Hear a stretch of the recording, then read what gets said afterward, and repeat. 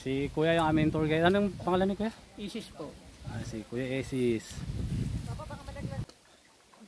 Kaya mo ba? Kaya. Oh, may baitang naman. Yan. Pare ko. Hindi na ako makakalaro ng basketball nito. Talaga sa basketball yan, dami nagpapagayon.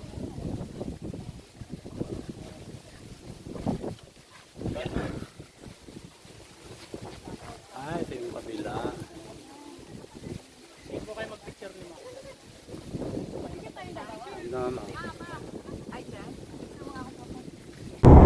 So ayun, nandito na tayo sa may papasok patungong Yambo Lake dito sa may Nagcarlan na Laguna.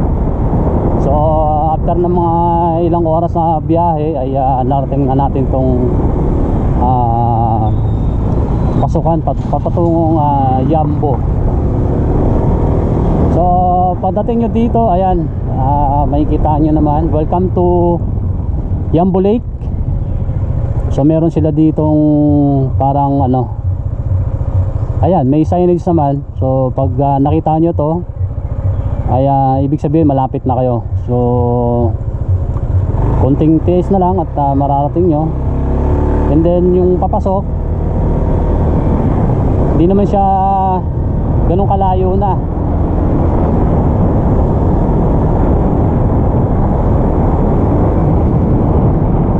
Dito pala mararamdaman nyo na napakasariwa ng hangin.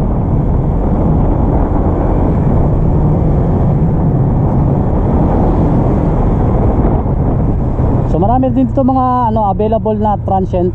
Kung gusto niyo mag-overnight, marami kayong pwedeng matuluyan dito. Napakaganda ng lugar na to. Pagdating naman sa parking space, so wala naman kayong dapat po problemahin dahil napakaraming parking space dito. Yan. So pagdating nyo, pwede naman kayo magtanong dito. May matatanong naman kayo. Sorry. So yun lang, pagdating nyo, pwede na kayo magtanong dito kung saan kayo pwede mag-park. Lapit lang kayo kala Kuya. Yan. Hindi po, day tour lang po kami. Nag-ano lang. Opo. So pagdating nyo, kung naghahanap kayo ng parking space, lapit lang po kayo kila Kuya. Shoutout kila Kuya. Yan. So 20 pesos lang naman yung parking dito. Limited yung oras, naka flat rate siya. Tapos yung papasok papuntang lake dito, ayan. May terminal din dito ng tricycle kung hindi nyo problema yung biyahe palabas tsaka yung papasok. Ayan, motor, 4 wheels pwede. So ayun, so titingnan natin sa loob.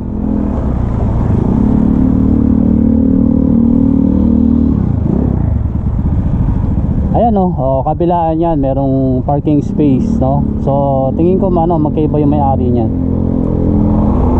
So safe dito, safe kasi may bantay. Mismong taga-local yung bantay dito. Yun, 20 pesos maghapon. Hindi lang ako sure kung kapag ka overnight, kung may additional charges pa kung overnight yung parking So tanong natin kay Kuya kung ibaba yung rate ng parking kapag overnight. Kuya, kapag ka overnight po pag motor, 4:30 ng hapon hanggang alas 8 is 30 pesos lang. Pag motor. Onward na po yun. Apo. Hanggang kinabukasan na pagka overnight. Pag umabot ka na alas 8 hanggang sa patanghali, another 20 pesos. Day tour yun. Tulog tayo. Papasok na siya sa day tour. Apo. Basta 4:30 ng hapon Hanggang 8. hanggang 8:30. 30 pesos lang. Tapos pagka inabot ng kinabukasan, additional 20, so bali 50 pesos. Alas 8, abutin ka mo ng hapon, 20 pesos. Oo, bali 50 na lang yun. Mababa pa din. Magkukambaga kayo magkakamping. Hindi pa, pauwi na kami ngayon. Iba po, pag 4 wheels, iba, 4 wheels. Sa 4 wheels po, magkano ang rate niya? 4 wheels, 100 pesos, yung oras na yun, hanggang sa, pag lumampas ka ulit, dagdag na 50. 50 din. Apo, ayun. Yun pala, ganun pala ang sistema. Sige po, salamat.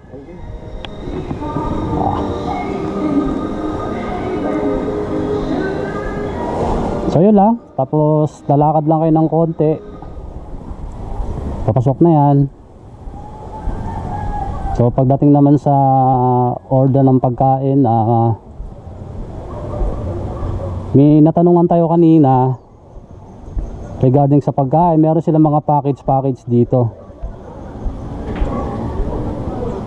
So konting lakad lang to, hindi pa tatagal ng 10 minutes, mararating yun na yung lake. May mga transient sila rito. So pwede kayo mag-inquire, makikita nyo naman sa page yung itong lake.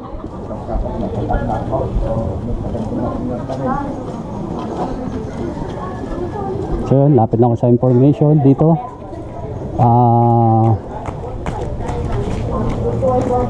20 pesos per head lang din naman yung bayad dito. Yeah. So yun, 40 pesos per head. Sa pagkain naman, meron silang mga package dito. Yun yung mga package nila sa pagkain, no? May package 1, 450 pesos per head. Tapos package 3, ayan, makikita nyo naman dito. So ayun, ito yung pinaka lake nya.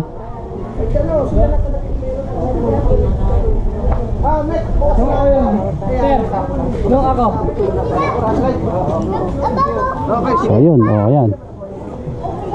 Pagbaba nyo, basta pagbaba nyo, lalapit kayo kagad sa information. 40 pesos, 20 pesos per head yung pinaka entrance fee nila. So ayun. And then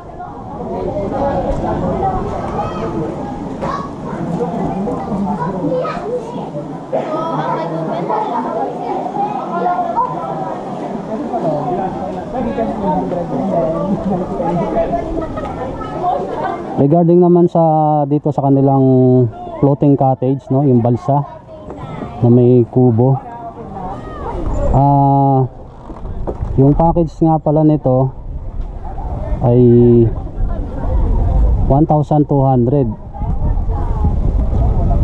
So pwede naman kung may ka-share kayo, katulad kami, dalawa lang kami. So para makatipid, ang ginawa namin, naki-share kami. Bali naghanap kami naging joiners kami doon sa isang mag-couple dito. So naka-less kami ng 600 pesos. So nag-share kami sa 1,200.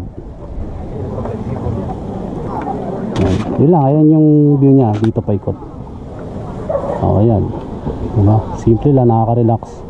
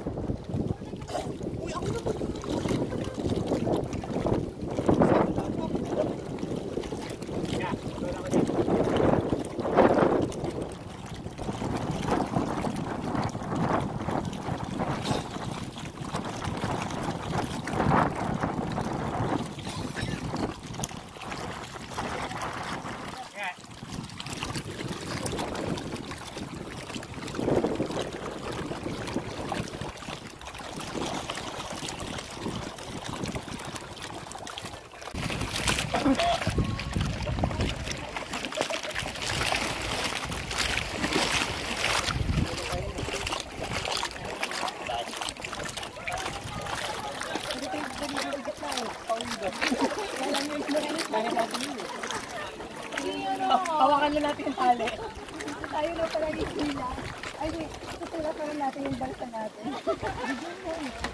Ako mo, bigyan mo pa pa.